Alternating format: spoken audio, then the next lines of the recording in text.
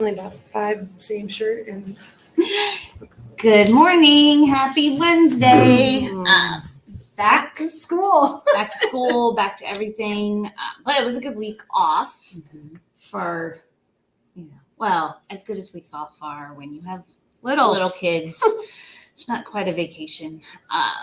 It's different change of routine. Definitely. And change in scenery. We both got to go to the beach. Yeah. And so it was at least nice to be able to look at something pretty while I was wrangling children and, all the things. So it was good. So this week we are talking about trusts. So we've talked the past couple weeks about probate and everything involved in the probate process when you have a will or when you don't have a will. And often the question we get is, okay, that sounds horrible. How do I avoid all that? How do I ensure that my family doesn't have to deal with that process and ensure that, things are simple and easy for them? So we use trusts. Yeah, so I think trust is one of the easiest way to do that. And what a trust is it's an agreement. It's a contract, essentially. But it has to have 3 different parties. There's the grantor, also known as a trust maker, and that's the person who creates the trust.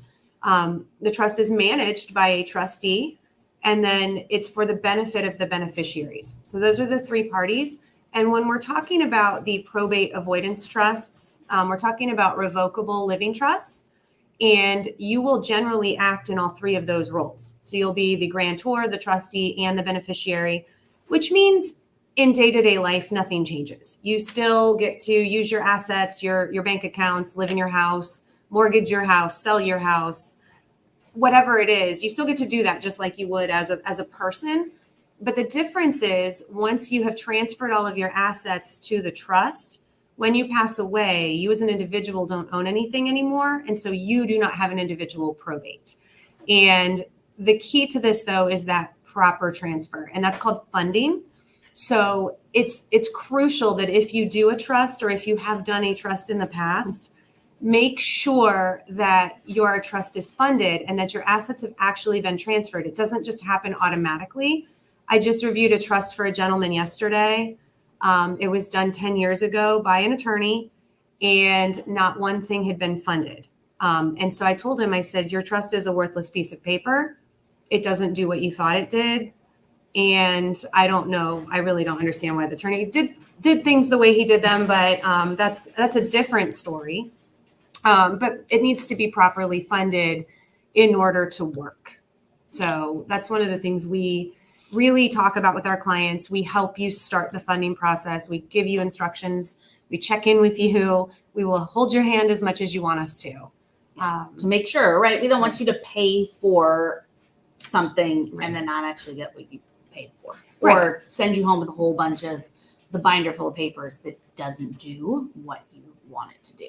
Right. And so that's one of the reasons that, we cringe when we see people that have done a trust online, because one, they're very complicated and there's a lot of things to consider when you're going through how you want your trust to be set up and function.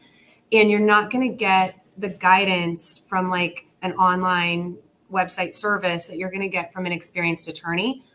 But then the other side of that is don't do a trust with just any lawyer.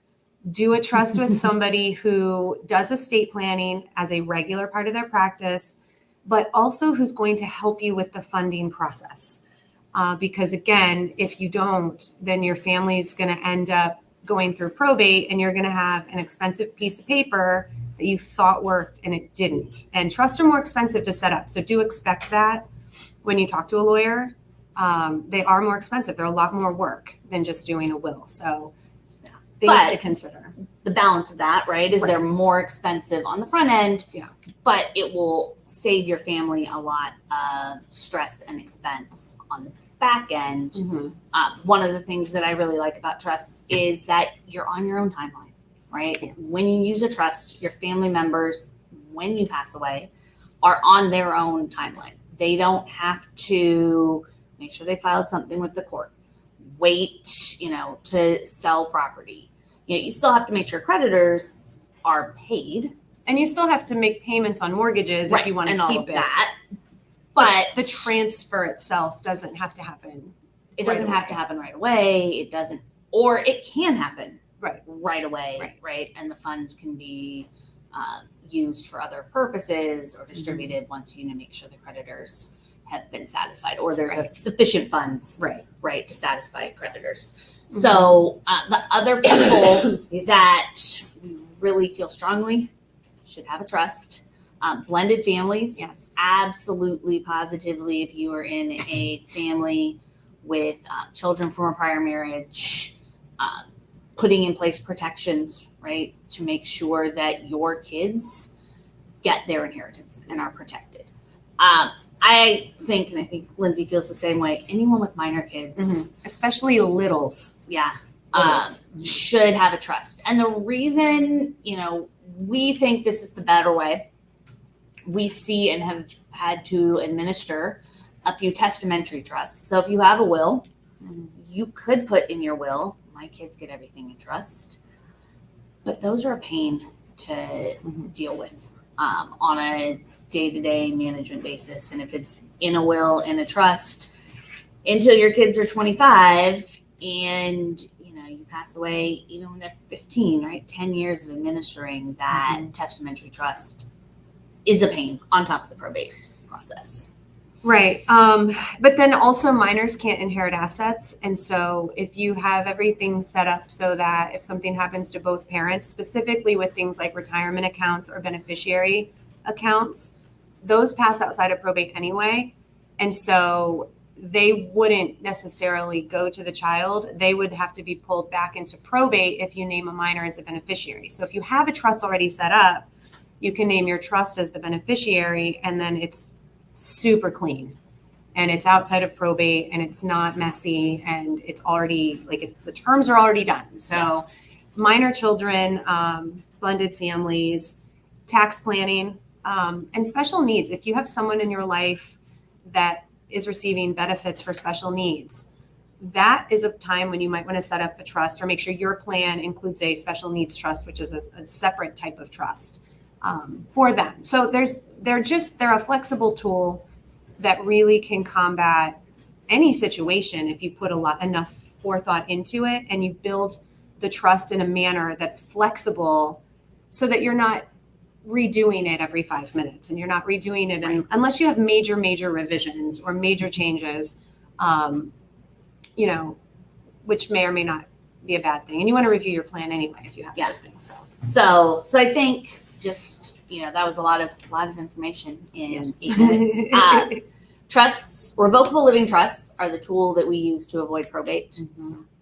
They offer a lot of flexibility in planning and options for the way you pass on your assets.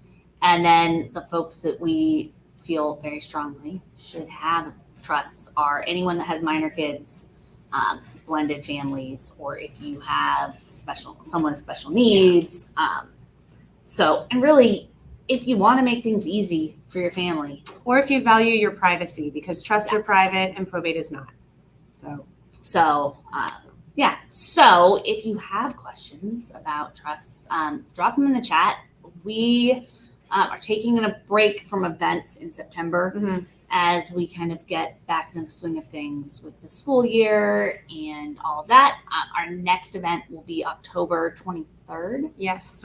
Solidifying details today. So details to come out next week, and look for more information on those. But always, if you're interested in learning more, you can schedule a call with either of us. We offer free 15-minute discovery calls in which we chat about your situation and our process and how everything works. So you can do that from our website. Yeah, and we'll drop the link in the chat. So, all right, have a great week. Happy back to school.